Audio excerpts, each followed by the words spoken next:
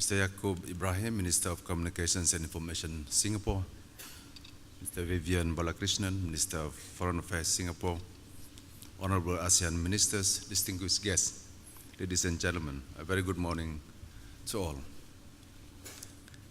It is a great pleasure for me to be here for this Singapore International Cyber Week 2016. And I am delighted to see so many distinguished guests and leaders here with us today.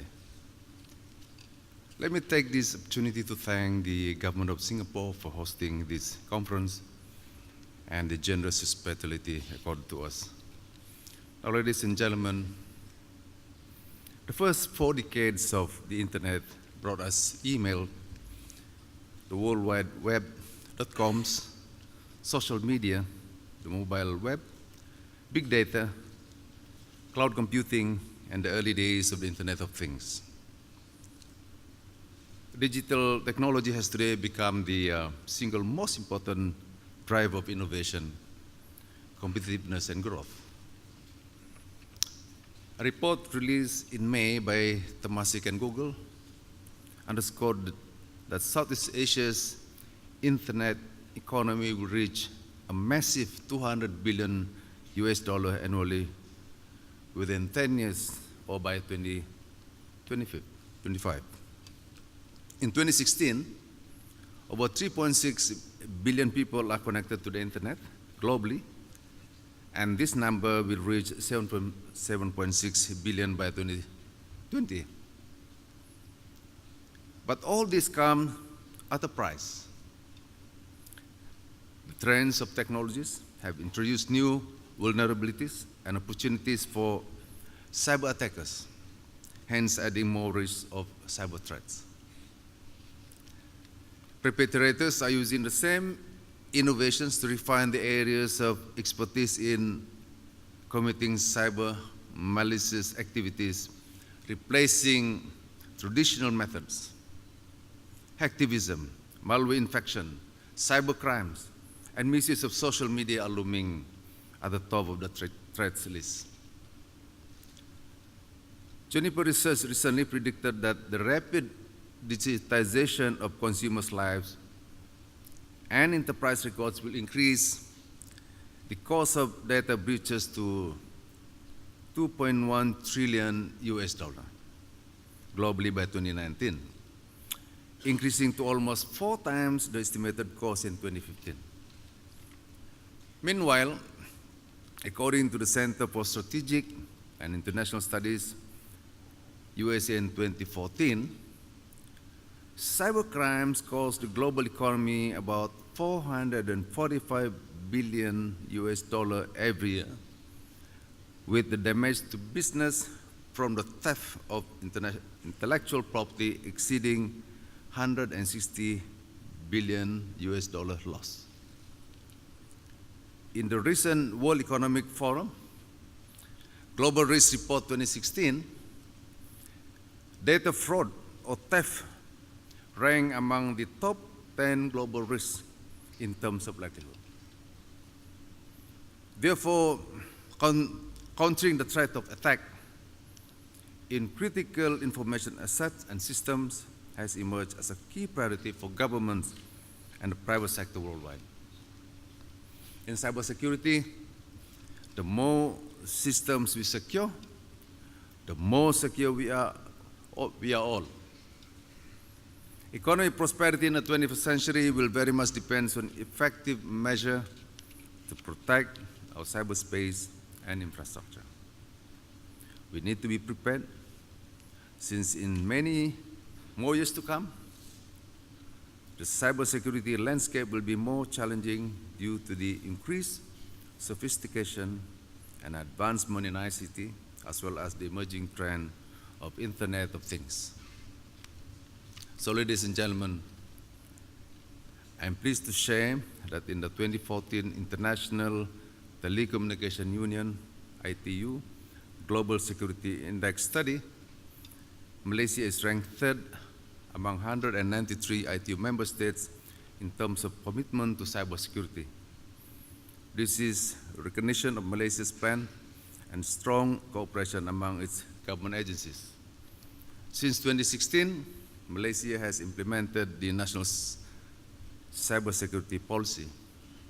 The 8 policy thrust areas will complement, enhance, and improve existing practices and organizational structure to make Malaysia's critical national information infrastructure, CNII, more secure, resilient, and self-reliant, which in turn will promote stability, social well-being, and wealth creation.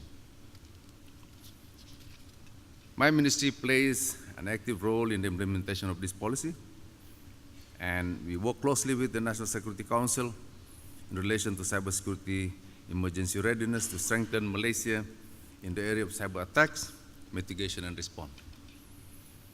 The government of Malaysia has also established Cybersecurity Malaysia, an agency under my ministry, to create a safe and secure cyber environment and to continuously identify threat areas that endanger national cybersecurity space.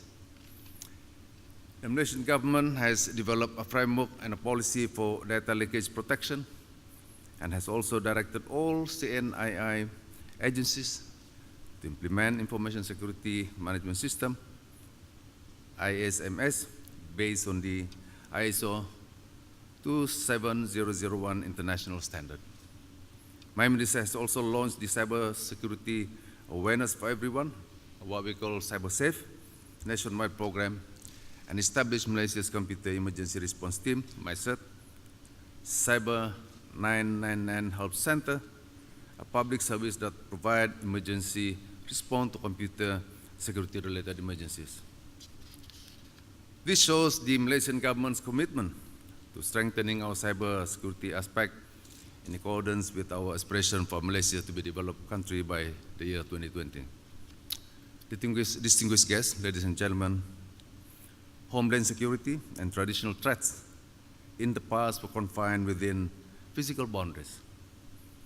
However, we have already seen today the affairs of homeland security are no longer relevant in the case of cyber dimension.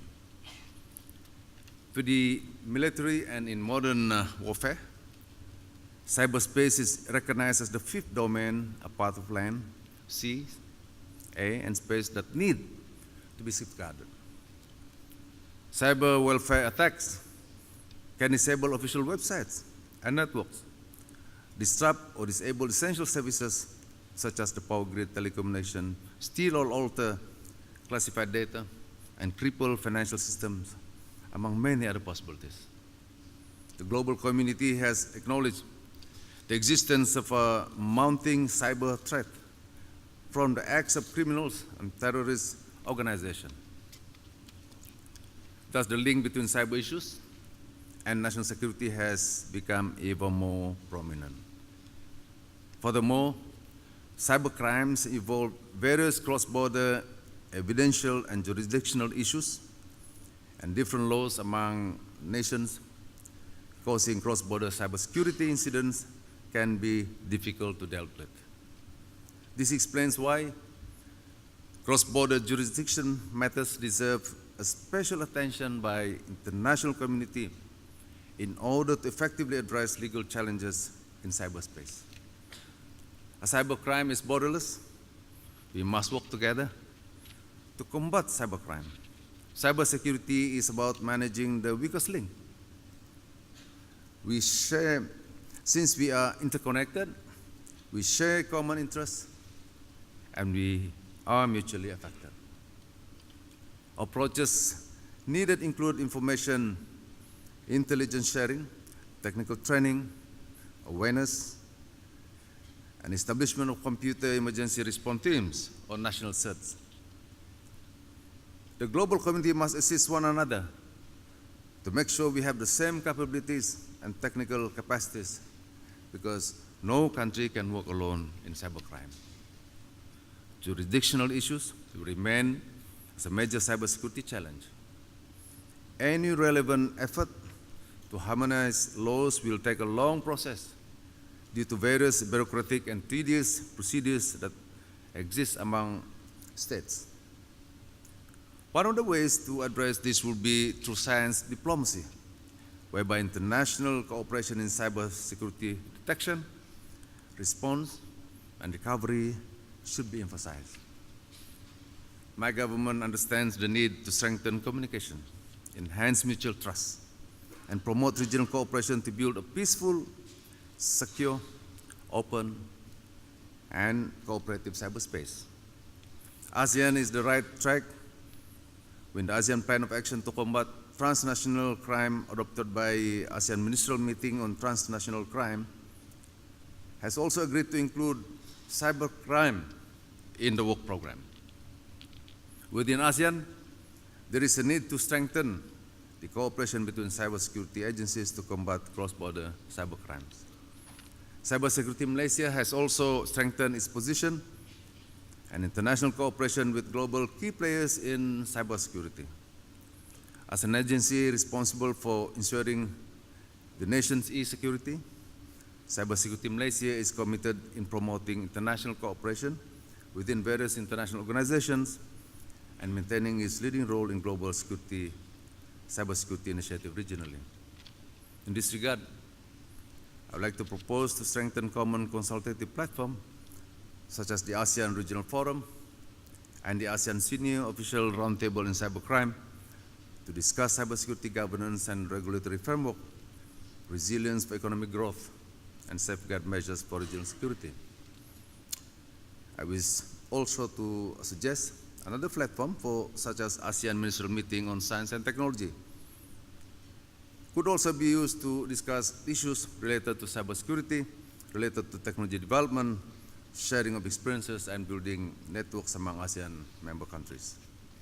Malaysia also looks forward to work closely with the relevant parties on the establishment of ASEAN CERT or Computer Emergency Response Team. So, ladies and gentlemen, cybersecurity will remain as a national security concern in years to come. Cyber threats are evolutionary, and we have seen how they are growing in sophistication. Hence, Malaysia's approaches towards cybersecurity must continue to be revolutionary and innovative. As such, we need to develop a national cybersecurity innovation ecosystem that will transform cybersecurity challenges into new opportunities, ideas, and solutions. A new mindset is vital if economy is to survive and thrive in the coming decades. In this respect, the government of Malaysia will continue to give priority to cybersecurity for the next 5 years, where the development of homegrown cybersecurity products and services will be emphasized to enable self-reliance. Ladies and gentlemen, in closing, with all that has been said, we need to predict and prevent rather than react and respond.